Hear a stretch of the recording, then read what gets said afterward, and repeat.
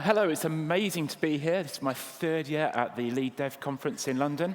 And it's even more amazing that this is my first time presenting at a tech conference, and I've got the opportunity to do that here.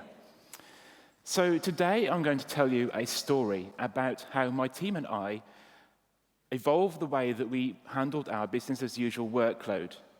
The story is split into 8 parts, so if you're all sitting comfortably, I will begin. So part 1 is the one with the problem. So what is business as usual, BAU?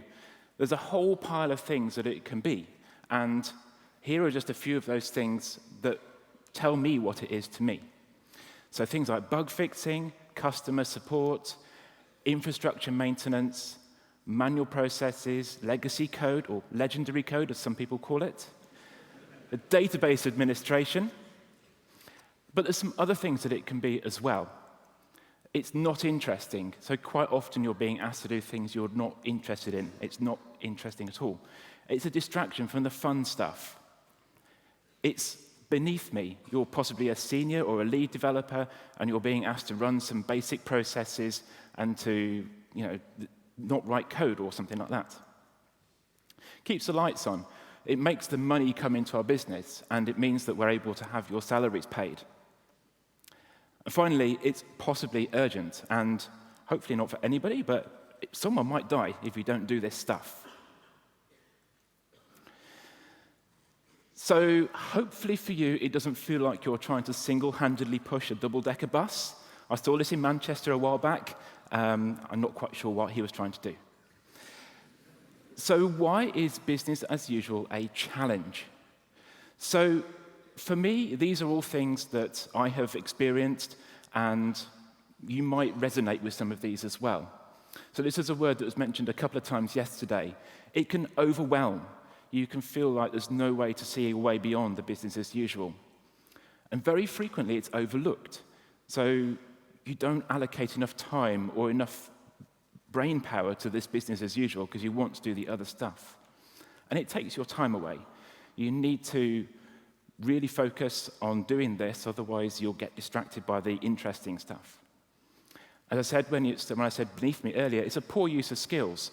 So you need to make sure that the people who are doing the business as usual are engaged enough with their skills. But also, importantly, it can be a cause of stress. So you can be really having to do a whole pile of extra work just to keep on top of your BAU workload and also do the other stuff that you need to do. And as a result of that, there's a potential that it could increase your turnover. So you might have a higher rate of people leaving your team than you would otherwise expect. And worst case scenario, it can feel insurmountable, and you can't see a way beyond the problem that you're solving. So, how do I know? Why am I talking to you about this? So, as Mary said, I work for the Royal Pharmaceutical Society. I've been there for about 5 years.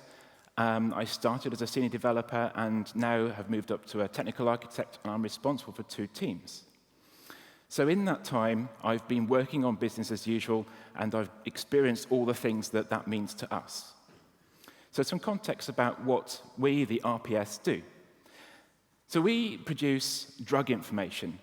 So if you go into your doctor's surgery in the UK and in other places around the world, you will find your doctors or your nurses or your pharmacists consulting our reference information.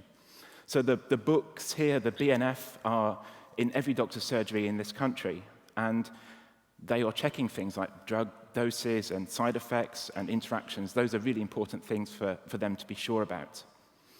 We also publish this information online. We don't just print books, and we also have some apps and some APIs and other digital formats as well. So this is the big part of our team's time. We have to make sure that this content is correct and support our editorial teams who are writing it. BAU is a large part of our team's time. We usually spend around about 20%, sometimes 100% of our time on BAU. So it's a really big piece of what we do. We've got a whole pile of systems and services to support. Some of those are old. We've got one in the basement. I'm sure some other people have got old systems in the basement that they want to get rid of, but they can't. And we also have regular processes. So we have a monthly content release process. We have regular big milestones. So the BNF is printed twice a year, and we're just starting that for the next edition now. Because of the problem domain that we're working in, quality and precision are super important to us. So critical issues need to be dealt with very, very quickly so that we don't have incorrect information out there and possibly bad decisions being made for patients. But also, we have been inundated at times. There was a time when we couldn't start a project for 12 months because we had too much BAU to do, and we had to work out a way to get around that. And even today, I still get involved in this, even though I'm the technical architect. We've tried a whole pile of things, and I'm going to show you the things that we've tried today. Spoiler alert, I'm not going to give you one single solution, I'm afraid, so you will have to pick and choose what I talk about, and maybe something works for you, and you might have other ideas. So see what works, and then you can come and talk to me later in speaker hours. So part 2 is the one with the kiwi. And she's come along. So I'm going to pop her down here, and she's going to watch the rest of the talk. So why have we got a kiwi? It's a weird thing to have. So our kiwi was a token that sat on someone's desk, and she was the marker that said you could come to that person and ask them about problems, and they would be dealing with our BAU. This is probably the simplest approach that we took. It was the approach that was there when I started 5 years ago, and the idea was that the kiwi would sit on someone's desk, and then they would move to the next desk and the next desk around in a rota system.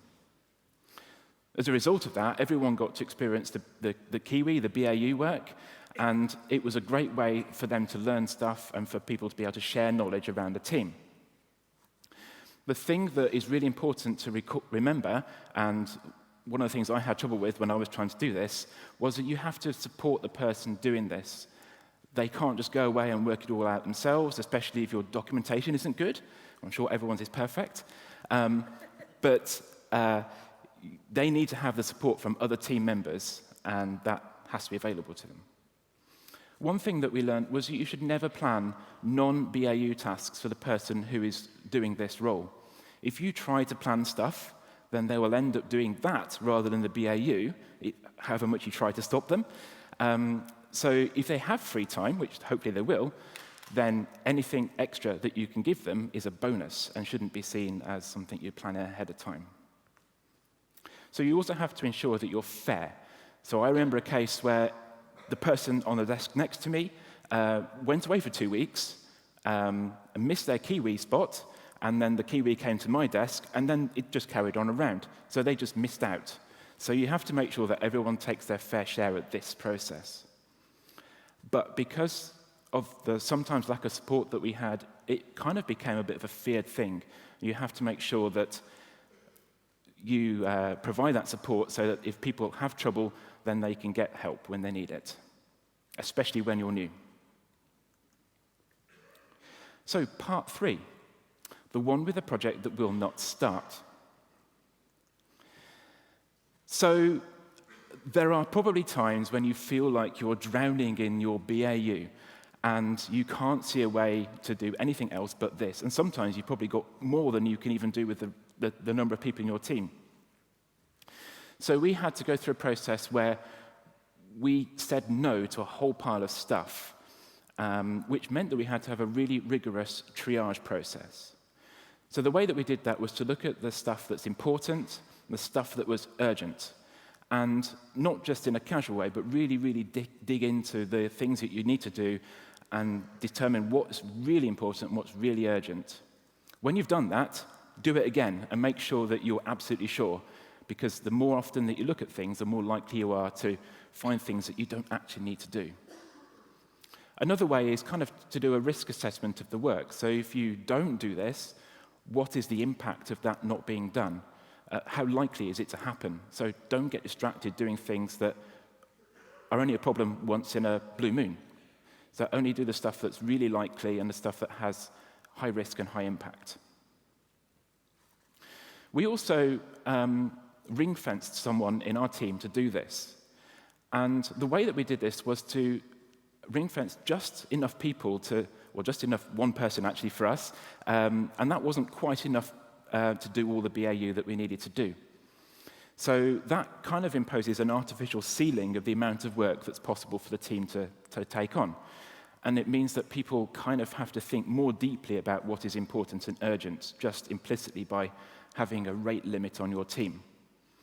There were occasions we had to flex a little bit, but there's got to be some flexibility, otherwise people would be really annoyed about things that have to be done and aren't done. So you might be wondering what the difference is here between the kiwi, she's still there, and just having one person ring-fenced in a team.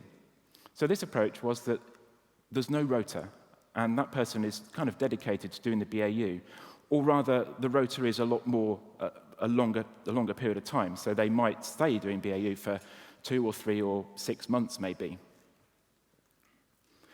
Another approach in this situation, and one that we tried and worked for us, was to spend some money. So we contracted some of our work out. Actually, we discovered it's very hard to contract out BAU, which mainly because the documentation wasn't good enough, and they still needed the support that is required. They still needed to be supported by people in our team. So the things that worked for us when we were looking at what we could contract out were things like automation of processes, or maybe fixing some of our long-standing problems. Bear in mind, though, that your contractors should not do all the interesting work. It's really important that you keep your knowledge in your team and don't let the contractors take it away from you.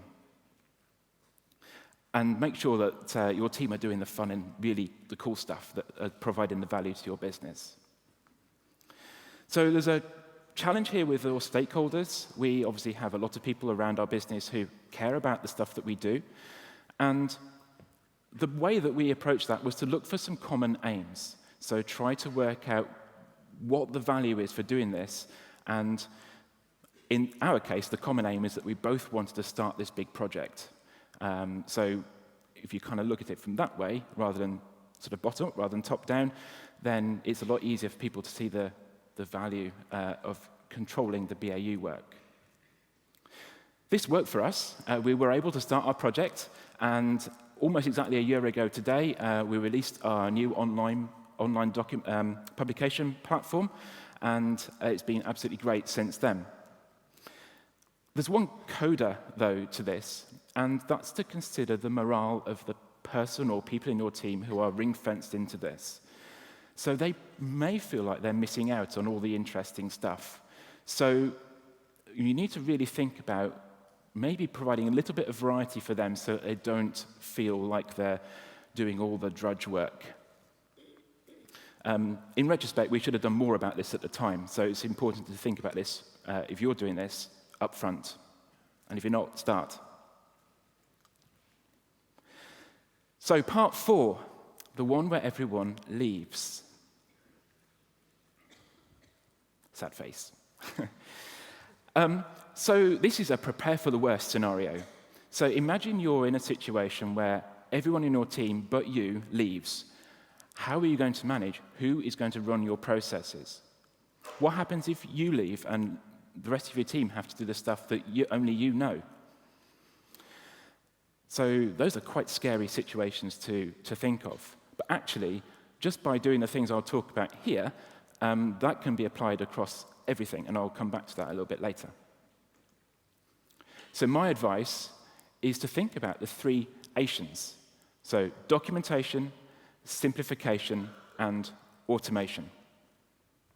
They kind of say what they say on the tin, but I'll just talk a little bit about each of these in turn. So documentation, literally write everything down. No one likes doing this, but it's really important. And by involving everybody in the team in this, it means that people really do have to think about writing the documentation. For processes, we wrote the process, so you'd write it out first, and then someone else, the next time the process runs, would follow the documentation and amend it, and gradually it evolves into something that works for everybody in the team. Another approach that we take is to create playbooks, or what I call wayfinders, for all of your products or your projects in your code. And these are documents that would explain what the project is, how you would go about setting it up to run it or work on it locally, and then also some pointers into the code so that for certain scenarios, you know where to go to look to start working out a problem. And the document that we've produced literally has links into the code in GitHub so that we can follow that and start to read through the code. So it gives people that head start that they might not be able to find out about themselves, particularly if you've got so much code that no one's going to be familiar with all of it. So the second part is simplification. I think the maths are right on this, but you'll have to trust me. So this is a case where you should go about questioning everything that you're doing. Does everything that you do as part of your BAU have value? And also, just because it's been done before doesn't mean it has to be done again. So when we started to look at this for our workload, we started to realize that parts or even whole processes weren't actually of any use. We discovered that some things had been deprecated and decommissioned, but we're still doing some process around that, and that was just a complete waste of time. So this is just fundamentally about reducing the quantity of stuff that your team has to deal with, and it requires a long, hard, deep look into the stuff. So starting with the documentation is a great approach. It then means that you can understand what your processes are, and you can try to work out where the improvements need to go. I remember one situation where I looked at a process which was about 12 or 16 pages long and about 50 or 60 steps in it. And I'm certain there's stuff in there that could be simplified. So the third Asian is automation. So you might want to think about when you should be automating something. So the naive approach is to think, if the cost to automate this is greater than the time that you spend doing it without the automation, then you should probably think about doing that. And that's generally the approach that you take. But make sure that you consider the long term. So processes will stick around for longer than you expect. So take that into account when you're working out how much time you will save by automating something. Also, it's not all about time saving. It's about improving the quality, because by having fewer human processes that you need to run, you'll have fewer errors, and then there's fewer chances that you have to go and rerun something because you made a mistake or someone made a mistake earlier in the process. It's also about making these manual processes run themselves. CI is a perfect tool for this, so we have a number of our processes automated in our CI tool, Jenkins, and we gradually add to that over time. You might be really short of time, so even automating 1 or 2 steps as part of a process by creating a script or something similar is worth doing, even if you don't automate the whole thing. Each time you run the process, you could automate 1 extra step, say, and magically, without even really thinking about it, you've automated the whole process, which is a great way to approach it. So part 5, the one where the leopard changes its spots.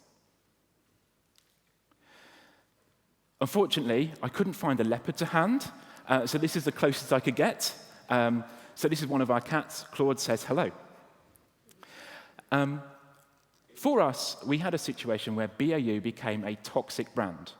And by that, I mean that nobody in our team liked working on anything to do with BAU, and also it was badly received as a term even outside our team.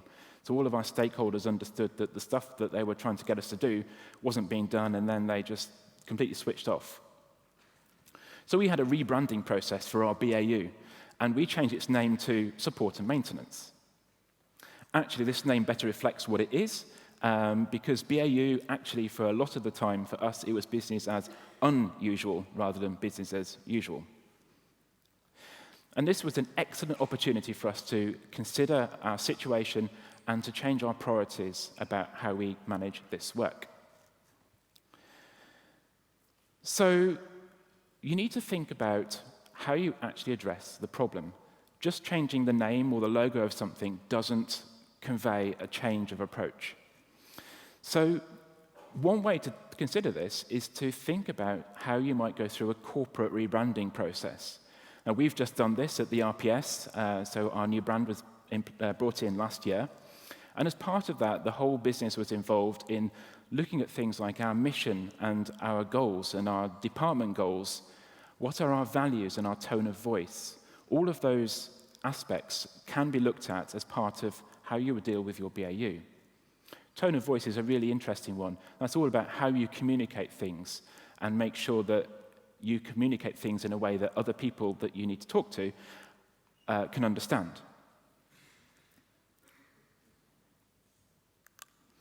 So part 6 is the one where we fixed some things. Or in our case, we tried to fix all the things. And we introduced another, I suppose it's kind of another Asian, but probably a little bit more general for us, was something called consolidation. So this was a process where the whole team was involved in looking at what could be improved.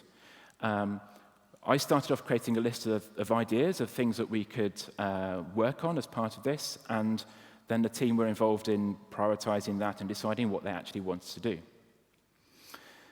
A good approach for this is to make the team its own product owner for its consolidation work, and so that they have the last say in what's actually done. But you shouldn't neglect your stakeholders and your colleagues and the rest of your business, because the work that you do for consolidation will have value to them. This is a mix of tasks. So there's a whole variety of things that we picked up for our consolidation work. These included things like bug fixing, refactoring, more work on the 3 Asians: documentation, simplification, and automation. And also, a key part of what we did was to look at things that would allow the team to learn. So even artificially prioritizing some things that aren't really of high value, but it means that someone or some people in the team can actually learn from doing those things. And you can imagine a situation where you start with something simple and then gradually get more complex as you kind of level up in your knowledge. An example of one of the things that we did, and we've just completed this work, was to upgrade our code from Scala to 11 to Scala to 12. And actually, it was quite a lot of work involved in that. It's important that you repeat this process. So it's not a once-only thing. So we're hoping to have regular consolidation sprints through the year, hopefully 1-2-week sprints every quarter, which means that we will hopefully spend 8 weeks of our time every year on this stuff. And for us, that's a good balance of time, I think. But it depends on where you work and what the sort of things that you're doing are as to how much time you would want to allocate to this. Important note here, you still have to focus on BAU while you're doing this consolidation. So the BAU doesn't go away straight away, so someone still needs to be able to address the BAU work. And the work that you pick and the work that you do must be achievable. So break it down into smaller tasks, exactly how you would if you're planning a sprint. And if you're doing this and you might not come back to it for 3 months, it's important to make sure the stuff you start is going to be finished in the time you've got. So part 7 is the one with the new role. So by this time, we're starting to mature in the way that we handled our BAU. But we still had the problem where we were having senior developers and myself doing a lot of the work. So we introduced a brand new role into our team, and this role was called a technical support engineer. So obviously their main role, their main focus is to do the BAU, is to also do some improvements to it over time as well. But we actually have an unwritten rule, an unwritten goal for this job in our team, and that is to automate themselves out of the role altogether. Which sounds really bad, but actually that's all about the transition from this role, technical support engineer, into a fully fledged developer. And that means that as they learn how to do the automation and they learn how to program and code and all that sort of stuff and learn the technology and the code that we have, they become fully fledged and they can start doing normal development work. It's a great way to motivate this. It's a fantastic job to do if you're new and you want to learn a whole pile of things. So the person doing this is going to get experience with all of our processes. They're going to get stuck into Java and Scala and C and Perl. So there's a whole pile of things that they will get experience with. And because of that, it can be fun.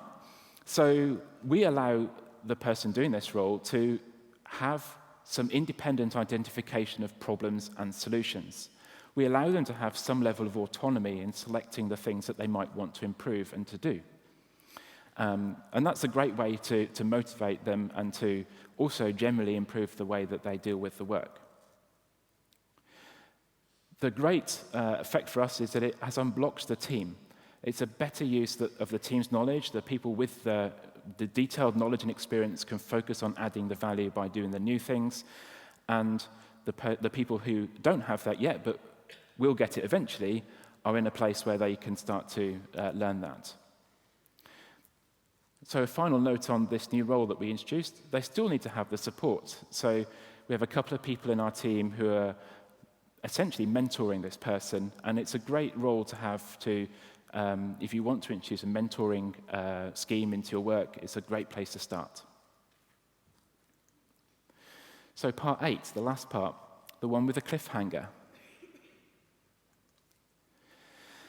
So I haven't given any silver bullets. There's no magic wand that you can wave to fix all of your problems. But hopefully some of the ideas I've talked about will resonate with you, and you can go away and to start thinking about how you would introduce those into your teams. See what works for you. And remember that you shouldn't stick with one approach over forever. So we've talked through a whole pile of things here which we have evolved our team through. And we even go back to doing some things that we did before and stopped. So be prepared to adapt your approach over time. Really important note, don't lose heart. So you might be really frustrated about your BAU, but you will get there in the end, I guarantee it. It just takes a little bit of patience and a little bit of motivation to get this started, and you'll be absolutely fine. Let me know how you get on. So I'm keen to find out what your experiences are. If you've tried some of these things, let me know how you got on. If you've tried something different, come and talk to me as well. And you can do that straight after my talk in my office hours. Thank you very much.